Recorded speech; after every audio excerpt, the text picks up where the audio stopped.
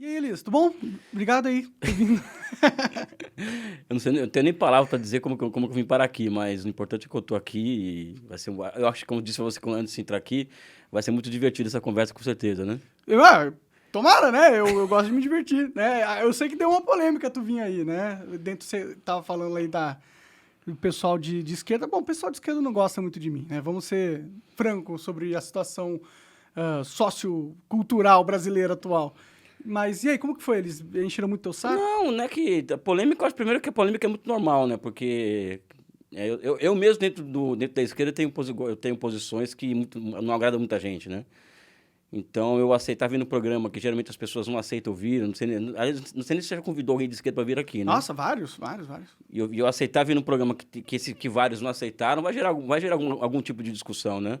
Até porque rede social, esse tempo louco que nós vivemos, as polêmicas e falsas polêmicas acabam alimentando muito esse tipo Tá polarizado, de né? Nós contra eles, tem o grupo do bem e o grupo do mal, cada um acha que é do bem e acha que o outro é do mal. E pô, aí não pode misturar os dois grupos. eu acho que existe uma distopia no Brasil nos últimos 10, 12 anos, né, que o país vive, em que o debate público ele foi dominado por um segmento da sociedade que nega a ciência, que nega o conhecimento científico, ou seja, um retrocesso muito grande, né. E evidentemente que esse grupo de pessoas que dominam o debate público hoje na internet, né, levou inclusive o atual presidente da república a presidente da república, né, ou seja, Mas não foi a internet, não, cara. não, eu tô Cara, falando quer dizer, eu discordo de eu mim a mesmo. Foi a internet que teve um eu papel acho muito eu forte. acho que ex eu acho que existe um processo histórico recente em que a negação da ciência, ela sai do campo da comunicação, ou seja, não é mais a notícia, não é mais algo a ser apurado. Vamos trabalhar com fake news, vamos desconstruir a imagem do outro, vamos espalhar 1000 mentiras até vir a verdade. Isso alcançou também a ciência, né. Então eu sou geógrafo, mas eu sou professor de economia. Então hoje qualquer pessoa que, por exemplo, acha que entenda de capitalismo, acha que entenda de socialismo, tem uma visão, ela pode pegar 10 espantalhos do comunismo, a partir disso montar um curso sobre socialismo e capitalismo, vender e ganhar dinheiro em cima disso, né. Sim, sim. E, ou seja, o debate público está cheio disso daí, Sim, né. cheio de narrativas, né? Não, tá cheio disso, né, cheio de charlatanismo, assim, a dar com pau. E eu sou uma pessoa que eu não comecei na internet minha vida. Minha vida tenho 31 anos de universidade, eu tenho uma vida fora da internet, né. E eu sou um cara que não tem nenhum problema com contraditório, né. Então, se você concordar comigo ou não, eu vou vir falar contigo aqui, né, sem nenhum problema. Então, Então, não normal, né? O sensato a se fazer, né? Senão a gente só mas fala eu com o que a não gente concorda. mas eu acho que existe uma tarefa, eu sempre falo isso para as pessoas, que é o de ocupação de espaço mesmo, ou seja, se você está vindo aqui, me chamar para eu dar minhas opiniões, eu quero que as pessoas ouçam minhas opiniões, né, e também essa questão que eu acho que está cada vez mais evidente do apodrecimento do debate público, né, brasileiro pela direita e pela extrema direita, né, que nega a A gente ciência, já nega teve tudo realmente que um debate público saudável, eu fico pensando. Você falou do apodrecimento, mas parece que o Brasil sempre foi. Sabe aquela cena de cantina do colégio que todo mundo fica jogando comida uma na outra? Parece, o cenário político parece um negócio assim, entendeu? Eu acho que não. Se você for pegar, por exemplo, a Revolução de 30 no Brasil, quando Getúlio Vargas chega ao poder, que o Brasil ele era um país que até a Revolução de 30 era um país, ou seja, que existia uma nuvem que pairava sobre a sociedade brasileira de que o Brasil era um país que não ia dar certo, por causa que o país que é um país que é mestiço, ou seja, é um país fadado ao fracasso. A Revolução de 30 ela traz um sopro de esperança ao Brasil, que tanto é que de 30 até 80, por exemplo, o debate social brasileiro, ou seja, o debate sobre o futuro do Brasil, o debate sobre o passado do Brasil era riquíssimo. As polêmicas eram de alto nível, sabe? Você pega O que rolava assim de. Qual era a discussão do momento naquela época? qual o caminho que o Brasil deveria seguir, ou seja, se o país tinha que ser um país nós tínhamos que seguir o caminho da industrialização, ou tínhamos que ser um país agrário, se o Brasil teve feudalismo, se não teve feudalismo, ou seja, era uma discussão no nível de abstração que, ao fim e ao cabo, né, se você conseguir encontrar soluções ao Brasil, e com uma característica naquela época, né, a direita e a esquerda, né, a maioria tinha, vamos dizer assim, um profundo, vamos dizer assim, uma profunda admiração pelo Brasil, né, e uma fé no futuro do Brasil. Tinha um nacionalismo forte, Não, né? um nacionalismo, exatamente isso. O Getúlio queria um pouco, em certa medida, isso. né? Com a década de 80, com a contra-revolução neoliberal na década de 90, eu acho que o Brasil, ele, na década de 90, ele volta à década de 20, ou seja, o debate público brasileiro passa a voltar a ser aquela coisa que o Brasil não presta, o nosso passado é ruim, o nosso futuro é um país sem futuro, nós temos que nos adaptar aos novos tempos, que é a globalização, ou seja, se adaptar a isso é entrar nesse jogo de forma subalterna ao poder norte-americano. É o que está acontecendo. Né? Não, e a década de 90, vem os anos 2000... Ele estava certo. Não. Ele deu certo na previsão. Não, vem os anos 2000, eu acredito que o debate público melhora, porque da década dos anos 2000, 2002, 2010, 2011, o Brasil passou a ter uma discussão sobre o futuro do país de uma forma mais séria, né? E depois do ano 2010, 2011, 2012, 2013, acredito que o Brasil afunda, o debate público afunda ao ponto de surgir, assim, abertamente o charlatanismo aberto, assim, ou seja, você não vê mais grandes intelectuais discutindo no Brasil. Você vê pessoas hoje no Instagram, por exemplo, fazendo history de 10 linhas, ganhando 50 mil likes, por exemplo, e essa pessoa vai levar essa opinião de 10 linhas lá para frente, isso vira opinião, né? E opinião como se diz, cristalizada na sociedade, né? E o contrário daquilo, é professor de federal, né? Não pode levar esse cara a sério. Né? Ou seja, eu acho que entendi. Ou seja, é professor de federal. Você está dando muito valor a qualquer pessoa sem se importar com as credenciais, e as credenciais são desvalorizadas. Não é uma questão de credencial, porque eu não sou academicista, eu estou na universidade, eu tenho, sabe? Não é isso. A questão que eu tenho colocado onde me perguntam é de que ser intelectual, ou seja, ou ser uma pessoa voltada para a produção de ciência e de conhecimento é tarefa de uma vida.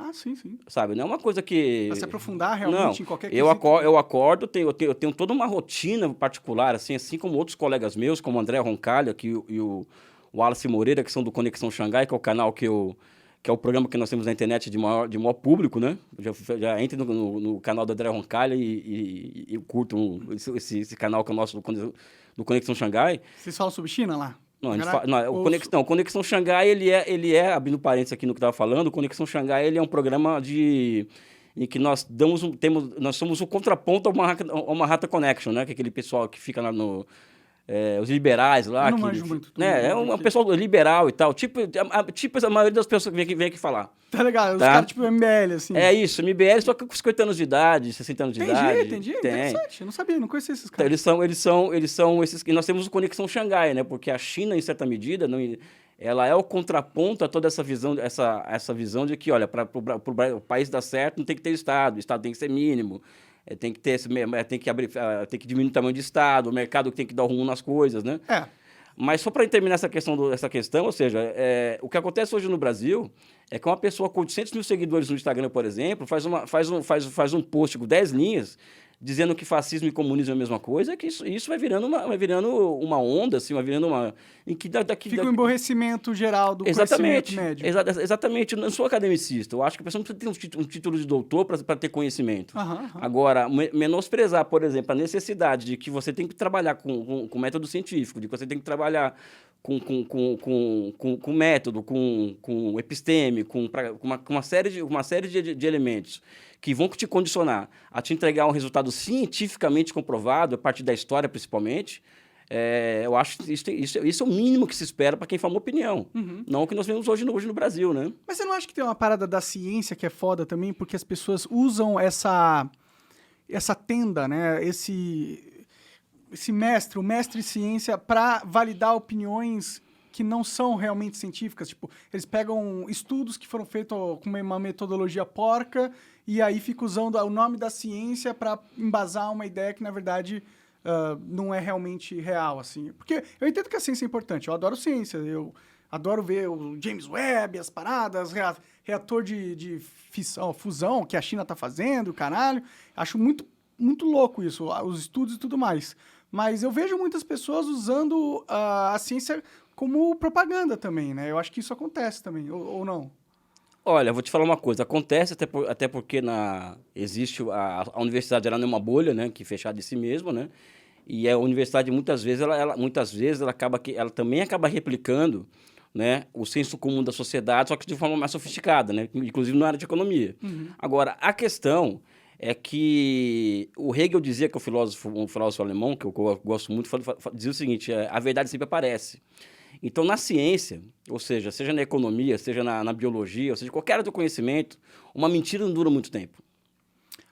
Sei lá. Não dura muito tempo, não dura muito tempo. Antes comer ovo fazia mal pra caramba, ficou anos assim, depois agora comer ovo é bom de novo, gordura de porco era ruim pra saúde, agora não é mais tão ruim. A ciência muda também, né? Não, a ciência muda, evolui, até encontrar, por exemplo, regularidades novas na economia, que antes eram impossíveis de encontrar com o método antigo, por exemplo.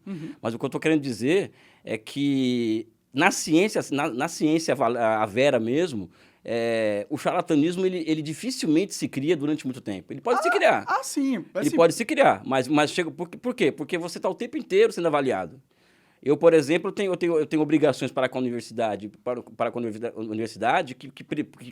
que passam, por exemplo, por publicar artigos em revistas estrangeiras. Esses artigos são hipóteses científicas que eu levanto, que eu tento comprovar naquele artigo, e 3 ou 4 pessoas do que eu não conheço, nem eu me conheço, vão ler aquele artigo e vão aprovar ou não aquilo ali. Ou seja, existe um processo de controle interno do processo. Sim. Né? Nas redes sociais não tem isso. É o like, né? Esse controle, sabe, né? É um controle de popularidade, não de método científico, né? Sabe? Então, eu quando aceitei vir aqui, por exemplo, uma das questões que eu levanto sempre é a seguinte, eu acho, Monark, honestamente, que a extrema-direita e a direita, ela tem que ser retirada da sua zona de conforto, entendeu? Claro. Sabe? Ela tem que ser retirada da sua zona de conforto. Então, se eu não vier aqui num canal e que o público majoritariamente é conservador, a gente sabe disso, né?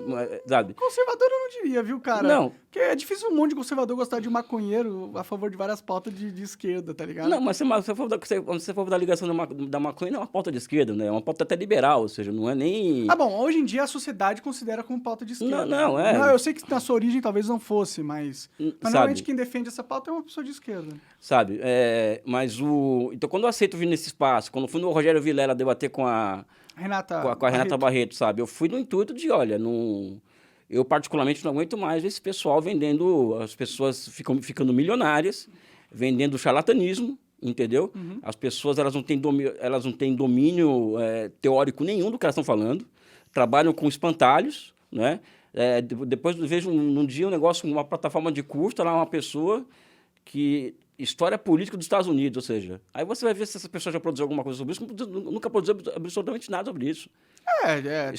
Isso chega a ser assim, isso é o estado da arte, né, do obscurantismo na sua máxima potência, né? É uma forma de ver, mas tem uma outra forma de ver também, né? A internet deu espaço a tanta gente falar que, invariavelmente, vão pessoas criar conteúdos que talvez não sejam de exímia qualidade, mas servem para um propósito individual para elas, ou talvez até para um grupo que quer validar certas ideias, exatamente isso. Mas isso é natural, isso não é algo, tipo, não o obscurantismo, para mim é o contrário, porque você também tem esse espaço, entendeu? Todo mundo tem esse espaço. Isso, inclusive, é um defeito da galera socialista, comunista, eles não queriam, eles se negaram de ocupar esses espaços faz muito tempo, entendeu? No Flow, a gente sempre chamou o cara de esquerda, demorou 2 anos, ou 1 ano e pouco, pra a gente conseguir uma portinha, uma janela a esse grupo, entendeu? E mesmo assim, essa janela não se abriu grandemente, eles se recusavam muito a ocupar aquele espaço que estava sendo ofertado a eles. Você acaba de assistir um corte do Monark Talks, agradeço demais, mas se você quiser ver o vídeo na íntegra e acompanhar ao vivo todas as transmissões, você tem que ir lá no rumble.com/monark para não perder nada. Segue a gente lá.